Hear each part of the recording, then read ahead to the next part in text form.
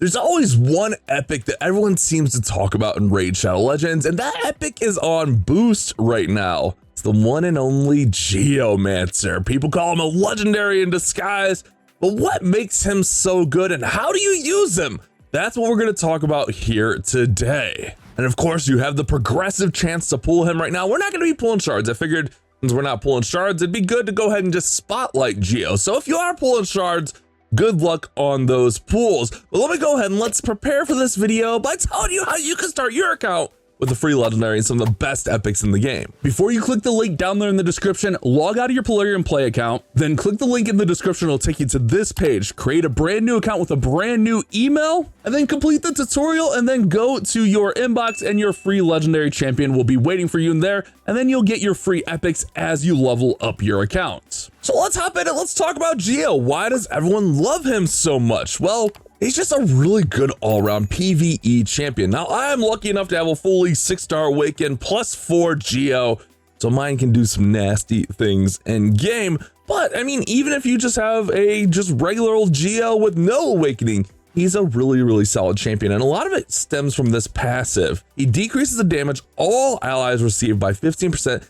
and deflects that damage to each enemy under an HP burn that's placed by him. If there's multiple champions, it only activates once. But whenever this champion's attacked, it deflects 30% of the damage instead. Deflected damage on each enemy hit has 30% chance of dealing additional damage equal to 3%.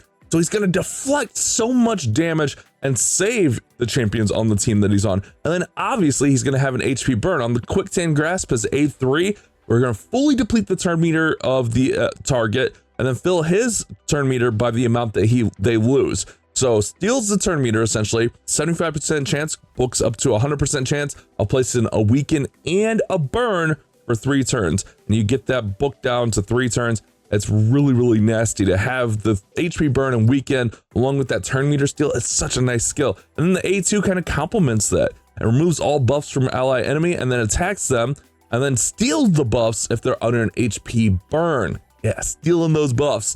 Taking turn meters, he's stealing buffs. It's really nasty. He also reduces the cooldown of the A3 by 2 turns if the target's killed while under an HP burn placed by this champion. So just getting more turns of the Quicksand Grasp. And then on the A1 is nasty also. It's an AoE, attacks everyone, 30% chance to place enough, 50% decrease accuracy. And that goes up to 40% when booked.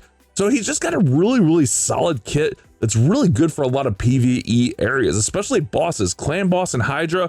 I love using Geo, but he works in a lot of other areas as well. Now you can build him a lot of different ways. For masteries, I have mine built just like this, going straight down the left side here behind my big head. That's what's going there. I really like this defense, the retribution. I love this, especially against like PvE and bosses. 50% chance to counterattack when this champion loses 25%, and then of 20% chance to counterattack when you place fear, true fear on an ally. I just really like those, especially when he has an AoE on the A1. I think it's really solid. As far as the relic I'm running on him, Golden Elixir is incredible. I need to get that upgraded. I just never put any into it, but it's really nice. And then also, like, if you can get this piece where the bosses deal 5% less, that's really nice to have there. As far as building him, I think he's one of the easiest champions in the game to build. Just throw him in a bunch of perception and just get a bunch of accuracy and speed. You can just see here, like this setup isn't anything too crazy. We got HP gloves, HP chest. I could go with like a defense glove, defense chest, just kind of lacking in some of those areas, but we can kind of make up for some of that with the boots. But we're just gonna go have tons of HP for survivability, 83,000. Obviously, you know, I have a little easier time getting stats, 3,000 on the defense. I wouldn't mind him being a little bit faster, but then tons and tons of accuracy, 535 accuracy. There's another build I was actually messing with for a more survivability build that I was actually having a good time with it. And it was this like regen immortal build here where we're just gonna have him healing himself every turn, which I think this works out pretty nicely too. Just make sure that you make up and have that accuracy in there. But I think honestly, like the perception is the safest way to go. Perception's so easy to get. And like I mentioned, like we could replace either the HP glove or the HP chest with defense. Let's see if we have any good ones laying around here. I might not have any right now. I'm always lacking on these kind of things. We could go here. Then we lose some speed though. I don't really want to lose that speed. Yeah, I like speed. Going fast is good. Yeah, so I'm not going to worry about that. That's probably why I have him built like that. But a really easy champion to build, in my opinion. Honestly, I should probably have him in a 2-piece feral. You go with the feral, you get the 40 accuracy in there, which is going to help out. Or you could even go pinpoint for your accessories. But I should definitely have like a feral ring. Oh, maybe it's just because I don't have any. That's probably why. Let's see. Let's scroll up a little bit here. Merciless. Where's feral at? Oh my goodness. We got this under control. There we go. Maybe we could steal like his ring. We could steal this ring. This is a champion I'm never using. Of course, we got to sell stuff. One sec. All right, so we can equip this ring onto him, get him a little bit more speed. Yeah, we lose some HP there, but we can go ahead and just max this out. It's not bad. I mean, and he deals damage on attack, so it's not bad having that stuff on there. If you do want to build him for attack, you can, but I think like with the HP burns and the crowd control stuff he does, you don't really need to worry about that. But where are you using him? A great option is the Demon Lord, especially if you need someone new in the Demon Lord. That passive where he's deflecting and reducing some of that damage onto allies is going to help survivability for the Demon Lord, especially when he's reflecting that damage back. Not to mention you have the HP burn in there and the weaken. Like, it's just a really, really good kit to have for Demon Lord. And even Hydra. Hydra's the same way. And then he's got that AoE on the A1. I think he's an amazing Hydra champion. I think like just bosses in general, he does really, really well against. I think these are definitely two spots where if you have a Geo and you're kind of like struggling to get over the threshold, like a Geo, like I'm just looking through here, like we got some Geos in here, just seeing how many people are running Geos on the lower squads here.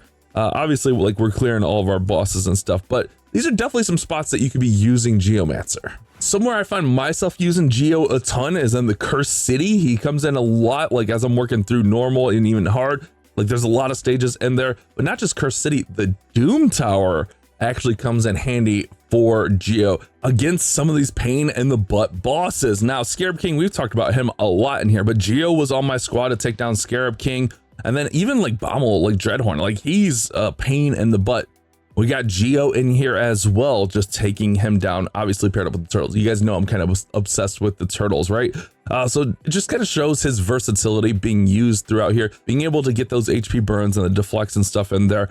Now I want to save my silver keys because I want to run on the Dark Phase stage because, well, we need more lethal. But you guys kind of get a feel for what I'm talking about there. Also, like in Faction Wars, like, I don't think Dwarf is open right now, but he just helps out so much in Faction Wars because he's going to help keep those allies alive. Keeping those allies up is massive. And he's so versatile, like I should be able to just throw him into my Titus Clan Boss team and we should be fine. Like this team does billions of damage, but I just want to kind of see what kind of damage that Geo's going to do in here with this squad. I mean, he does 86 million. I mean, that's pretty positive. Obviously, Titus is doing all the heavy lifting there, but it doesn't take away from my squad. It works out really nicely. And I've seen like some lineups where you can run like Geo, Lady Mikage, Wixwell, and then like Ninja, like Leo, like Rathalos, and then like just someone else in there, like even Anchorite, and you could just run in really nicely against the clan boss. Obviously, gear is going to be a big thing, especially if you're early game, but I think Geo just fits in so many places. As far as Hydra, I find myself often using Geo like on my third team. Like my first and second team are pretty set, but like I've been running this kind of team right here, and he's pretty nasty, especially like having Hive Lord in there with 6-star Awaken. We got Lamasu in there. But we just run this out. I already did my Nightmare, or else I would say we could try him on Nightmare, but we could try him on, this is out on hard. Let's see what we get through here. I mean, it survives the whole time. 259 million. Geo's going to put up 25,000. Obviously, Avidus is going to be doing a lot of that damage, but I mean, Geo's just so good in there, especially with the survivability. Like this is a really nice like survivability combo of him with Duchess. Like it's just going to keep your team alive. I'm actually going to keep that on hard. That way I don't have to worry about running my hard again. That's pretty solid damage for me. I'll take that all day. But you can kind of just see, hopefully here in the video, a little bit of the versatility of Geo and why everyone wants him. So if you are pulling for Geo, I think he's a great option. The other option would probably be Farrakhan the Fat because he's got the ally attack. He's got the HP burn in there.